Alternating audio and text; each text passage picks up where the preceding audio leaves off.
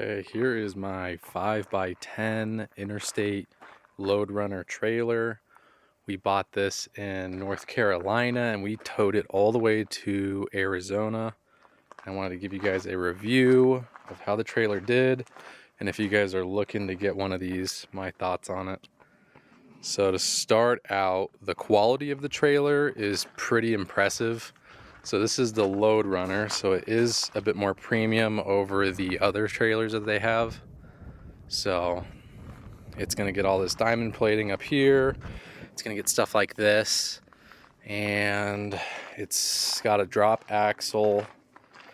So ours came with a spare tire and that jack in the rear, which is super helpful for loading and unloading heavy stuff so your trailer doesn't do a wheelie. Overall, the build quality is pretty good. There is a couple of spots on here. I don't know if it's just because I got it from North Carolina, but there's some spots where there's some surface rust that's starting to show up. The locks that I bought from them are already starting to corrode a little bit. In Arizona, I don't think it's gonna have any more rust issues because it's a lot drier out here. But picking up the trailer, this is pretty much how I got it. The biggest thing that I saw was underneath the axles here. If you could see that. The springs themselves are really worn out and rusted, so nothing that can't be fixed, but it's just a little unfortunate. The price I paid for this trailer was about $4,000. I think the trailer itself was $3,700, and then I bought the locks and the spare tire, and after taxes and everything, it came out to about $4,000. So let me open it up and show you guys the inside. This one's got a side door as well as a ramp door. Here, it's so new. I still have all the stickers. I literally just bought it, loaded it full of, ooh, it's kind of echoey. I loaded it full of all my stuff, and then we moved across the country. So from North Carolina to Arizona, it held up pretty well. This is just a gym mat that I used to put some of my stuff on. But here, let me open the back door. I got on Amazon, since it's such a far drive, I got these tire pressure monitors. It was super helpful in showing me the tire pressure while I'm going up and down the hills, and if there is a blowout, I would know. So let me just move this.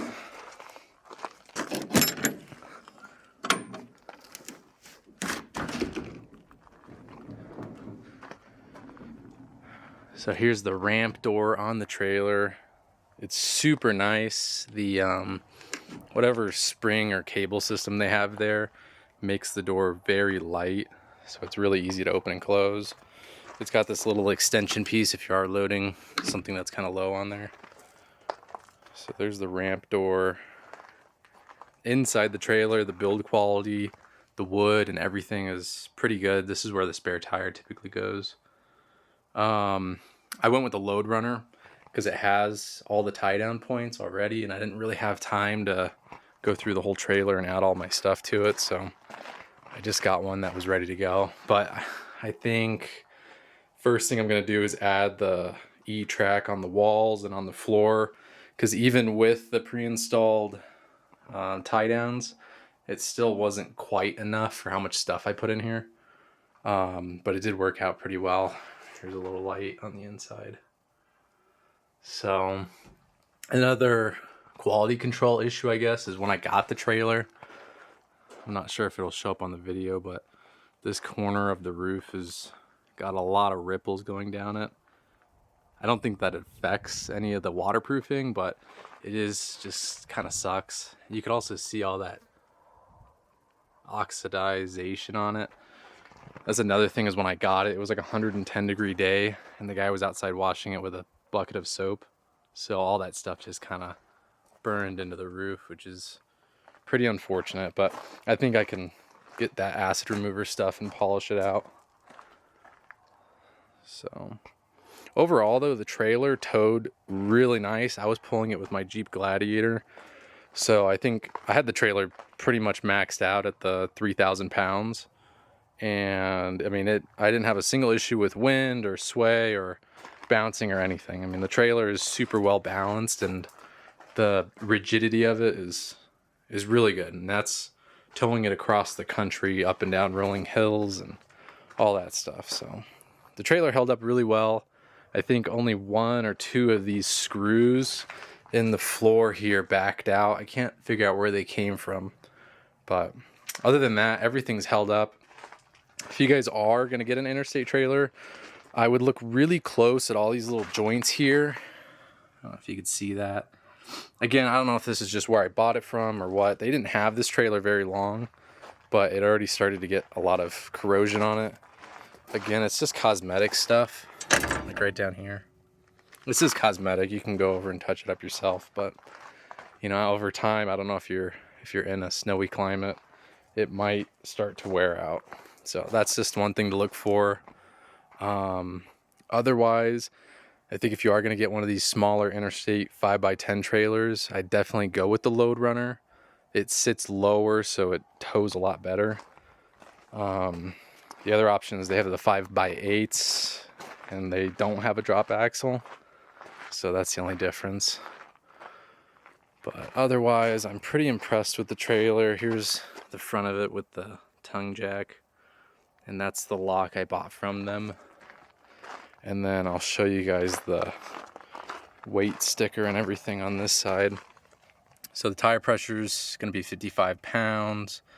And then, let's see here. I think you could put about 1,700 pounds of load in it. So just so you guys have an idea. The LoadRunner does come with a really good warranty. I can't remember off the top of my head, but it's like 2 years on the wheels or 5 years on the roof. I'm not sure, but even though the quality control is not the best, they do have a really good warranty to back it up. So there you go. Again, I highly recommend it. For the $4,000, I think you can't really beat it nowadays.